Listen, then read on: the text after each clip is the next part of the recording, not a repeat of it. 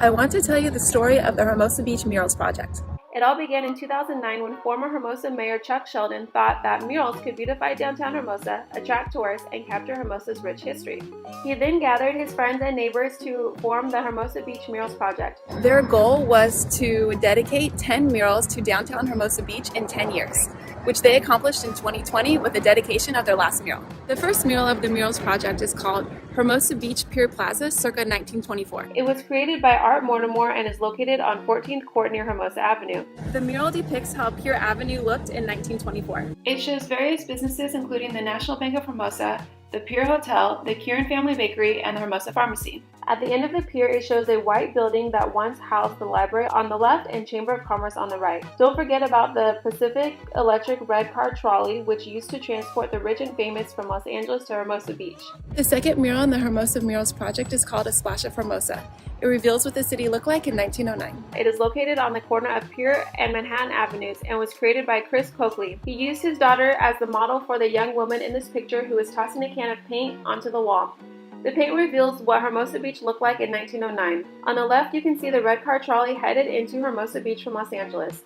Behind it is St. Cross Episcopal Church, which can still be found on Monterey Boulevard. Behind the Episcopal Church is Veteran Windmill, which can now be found in the Trader Joe's parking lot, although it no longer pumps water. If you continue towards Pier Avenue, you see Hill House, the first house built on Hermosa Beach.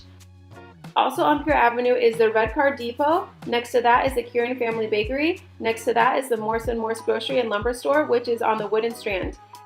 Also on the Wooden Strand is the Birth Hotel, which is now part of the Sea Sprite Hotel. Just beyond that is the Redondo Beach Power Plant, which provided power for the Red Car line. The third mural of the Hermosa Murals Project is called Hermosa Beach West Coast Jazz. It's located on Hermosa Avenue and 11th Court and created by Trompe-l'oeil artist John Pugh. Trompe-l'oeil style means that it gives the illusion of a three-dimensional scene. The mural reminds viewers of the rich history of jazz in Hermosa Beach during the 1950s, 60s, and 70s, especially at the Lighthouse Cafe. The leader of the Lighthouse All-Stars bassist Howard Rumsey can be seen reflected on the right side of the trumpet's bell. Opposite him is jazz trumpeter Chet Baker and jazz saxophonist Gary Mulligan. The three men were leaders of West Coast jazz, which became synonymous with the Lighthouse Cafe. The fourth mural of the Hermosa Murals Project is Hermosa Swimwear Evolves by Steve Shriver. It is on the corner of Pier and Cypress Avenue. The first vignette shows Mrs. Charlotte Madison wearing a suit that had weights sewn around the skirt hems to prevent them from rising when she entered the water. The second vignette features future Mayor Logan Cotton trying to understand Hermosa's rules for men's bathing suits. The controversial rules forbade men from rolling down their tops to expose their chests. The third vignette shows Hermosa's 1931 City Marshal Mr. E.L. Messenger reprimanding a woman about her swimsuit. The fourth vignette shows a woman in one of the colorful bathing suits of the 40s and 50s in front of the Biltmore Hotel. The fifth vignette shows a 1967 woman riding her Stingray bicycle along the Strand wearing a bikini. The sixth vignette shows two women wearing Brazilian-inspired suits with the setting sun and Palos Verdes hills in the background. The seventh vignette reflects when the Federation Internationale de Volleyball wanted volleyball to be sexy. The eighth vignette shows a suit of the future. The fifth mural in Hermosa Beach's mural project is called The Great Wave. Its artist is John Van Hammersfield and is located on 14th Street near Hermosa Avenue. The mural shows a great wave and the evolution of surfboards. On the right is a surfboard from the kook box era. Surfboards at this time were hollow wooden boards. They didn't have fins, so surfers had to steer them with their feet. In the middle is a surfboard from the golden era of the 1960s.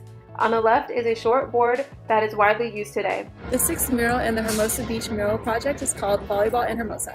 It is located in the parking structure on 13th Street and was created by photographer Bo Bridges. The mural emphasizes Hermosa's love of beach volleyball, showcasing larger-than-life athletes playing the game and side panels full of volleyballs. This love began in the 1920s when the first sand court was built on 19th Street. Now Hermosa Beach is a training spot for the world's top men's and women's beach volleyball teams. The seventh mural of the Hermosa Murals Project is called Lifeguards in Hermosa before 1935. It is located on 13th Court and Hermosa Avenue and was created by painter Juliana Gorel. The mural showcases early Hermosa Beach lifeguards. Hermosa Beach established its own lifeguard headquarters in 1926. During those early years, guards stood in open towers and used wooden boats like what you see in the mural. Then in 1936, the city became overwhelmed with the amount of patrons taking the red car trolley from Los Angeles to Hermosa Beach, so the city asked LA County to take over its lifeguard functions. Today, the Los Angeles County Fire Department covers 72 miles of coastline from Malibu to San Pedro, including our own Hermosa Beach. 8th mural of the Hermosa Murals Project is called Punk and Skate in Hermosa. It was created by M1SK clothing art director Daniel Inez and is located on 13th Street near Hermosa Avenue. The mural highlights Hermosa's punk and skate culture in the 1970s and 80s. In the center of the mural is the abandoned Baptist Church on Manhattan Avenue, where bands like the Descendants and Black Flag used to practice and hang out. On the left is Black Flag guitarist and co-founder Greg Genn, while Black Flag lead singer and co-founder Keith Morris is on the right.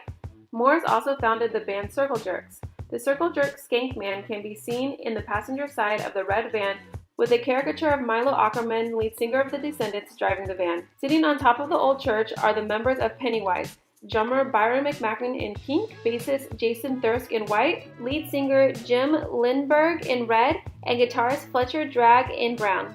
Last but not least is skateboarder and Hermosa native Mike Smith in the top right corner. The 9th mural of the Hermosa Murals Project is called Beatnik Alley. It is located on the west side of Waterman's and Pier Plaza and was created by oil painter Timothy Robert Smith. It features the beatnik generation, which felt beaten down by the routines and conformity of American life after World War II. So they rebelled, and some thought they threatened American society. They were compared to the Russian satellite Sputnik that beat America into space and therefore also threatened American society. Beatniks hung out at the Lighthouse Jazz Club, the Either Or Bookstore, and the Insomniac Coffee House here in Hermosa Beach. Bandleader and composer Miles Davis, jazz booker Gloria Cadena, Insomniac founder Bob Hare, folk singer Ramblin' Jack Elliott, trumpeter Dizzy Gillespie, drummer Max Roach, Lighthouse all-star leader and bassist Howard Rumsey, singer and Insomniac waitress Linda Ronstein, Either Or Kat Justine, and author Leonard Weberly. The 10th and final mural of the Hermosa Murals Project is called the Biltmore Hotel. It is located in the parking lot of 13th Court and was created by artist John Pugh.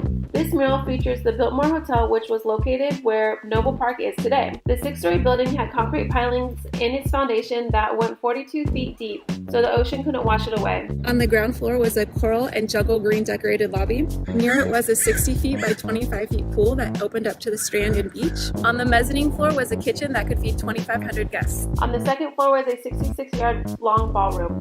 Above this were 120 hotel rooms, and don't forget about the sunbathing and starlight dancing on the roof. That's it for the Biltmore Hotel and the Hermosa Murals Project. I'm Marcy Paula, owner of Regal Tutors.